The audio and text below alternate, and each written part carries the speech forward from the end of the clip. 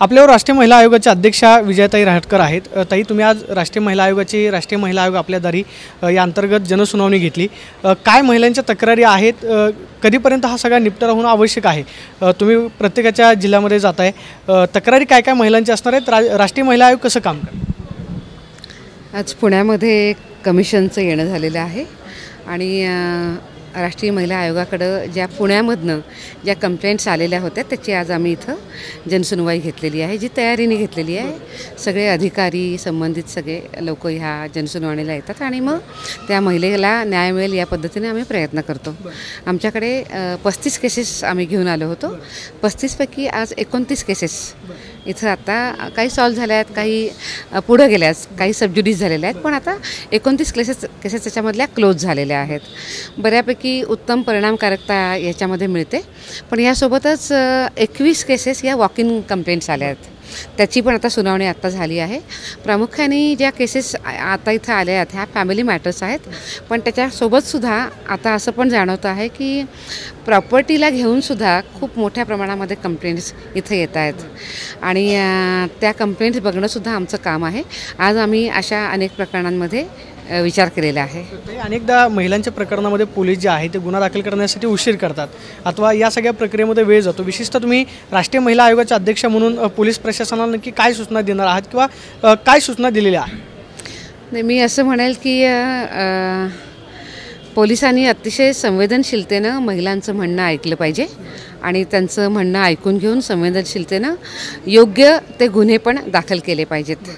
बऱ्याचदा असं होतं की महिलांच्या अपेक्षा असतात की त्या जे म्हणत आहेत त्या पद्धतीनं ते गुन्हे दाखल व्हावे, पण कायद्याच्या अंतर्गत काही गोष्टी तपासण्याचे अधिकार पोलिसांना पण आहे, त्यामुळे ते सुद्धा लक्षात घ्यावे लागतात आणि काम करावं लागतं। पण पोलिसांना सक्त सूचना दिल्या आहेत की त्यांनी अत्यंत फेअरली कामं केली पाहिजे, अशा पद्धतीने त्यांना सांगितलेलं आहे आणि आज अनेक विषयांच्यामध्ये तिथंच ऑर्डर्स पण केलेले आहेत पोलिसांना। तरी नुकतीच आता पंढरपूरची वारी सुरू आहे। दौंडमध्ये जो प्रकार घडला की एका अल्पवयीन वारकरी मुलीवरती जे आहे अत्याचार करण्याचा प्रयत्न झाला, अजूनही पोलिसांना आरोपी सापडलेले नाही आहेत। तुम्ही अध्यक्ष म्हणून पोलिसांना काय निर्देश देताय? पोलिसांचं हे अपयश आहे का? कारण घटना घडूनही 3-4 दिवस झालेले आहेत तरीसुद्धा आरोपी सापडत। या विषयाची आज पूर्णपणे माहिती मी पोलिसांकडनं घेतलेली आहे आणि त्यांनी आत्तापर्यंत काय तपास केला आहे, काय घडलं आहे हे मी त्यांना व्यवस्थित आज विचारलं आहे, बोलले आहे आणि येणाऱ्या 3 दिवसामध्ये त्यांनी या विषयामध्ये आरोपींना पकडून पूर्णपणे कारवाई केली पाहिजे असं पोलिसांना सांगितलेलं आहे आणि 3 दिवसामध्ये त्यांनी याच्याबद्दल जे काही काम केलं आहे तो ॲक्शन टेकन रिपोर्ट पोलिसांना मागितलेला आहे। बीडमध्ये सुद्धा असाच प्रकार घडला, म्हणजे शिक्षकाकडूनच अल्पवयीन मुलीवरती विनयभंग करण्याचा प्रयत्न करण्यात आला। त्यामध्ये काही राजकीय नावं जे आहेत ते समोर येतात, विशेषतः धनंजय मुंडे असतील किंवा मग संदीप क्षीरसागर यांच्यावरती आरोप प्रत्यारोप सुरू आहेत। त्या घटनेची आपण काय माहिती मागवलेली आहे का? किंवा शिक्षकानंच एका शाळकरी विद्यार्थिनीसोबत अशा पद्धतीने विनयभंग करणं हे कितपत येईल? मुळामध्ये असं आहे की अशा ज्या वाईट विकृती आहेत, ज्या समाजाला खूप त्रास देतात, विशेषतः महिलांना त्याचा खूप त्रास होतो, अशा विकृतींना वेळेस ठेचून काढलं पाहिजे। या विकृती येताच कामा नये। यामध्ये जसं कायदा काम करतो, पोलीस काम करतात, तसंच जे समाजामधले लोक वाईट वागतात त्यांनासुद्धा विरोध करण्याची खूप गरज आज निर्माण आहे, नाहीतर मग अशा घटना होतच राहतील। दुसरं अजून एक गोष्ट आहे की महिलांना मध्ये आणून कुणीही राजकारण करू नये। राजकारण असेल किंवा ज्यांना जे काम करायचं त्यांनी ते आपलं आपलं काम करावं, पण ते महिलांना घेऊन त्यांनी करू नये असं माझं आग्रहाचं म्हणणं सगळ्यांना आहे।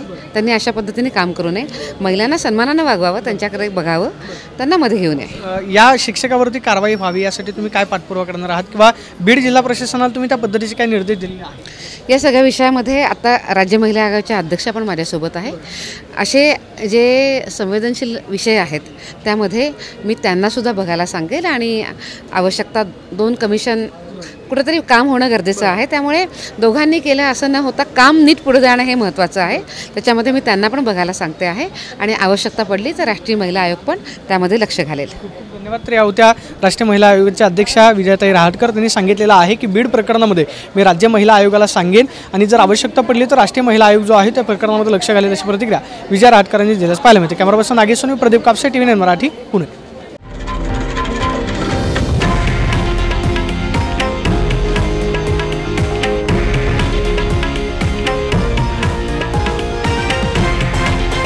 हे आहे देशातील नंबर 1 न्यूज नेटवर्क आणि आपण पाहत आहात TV9 मराठी, एकमेव.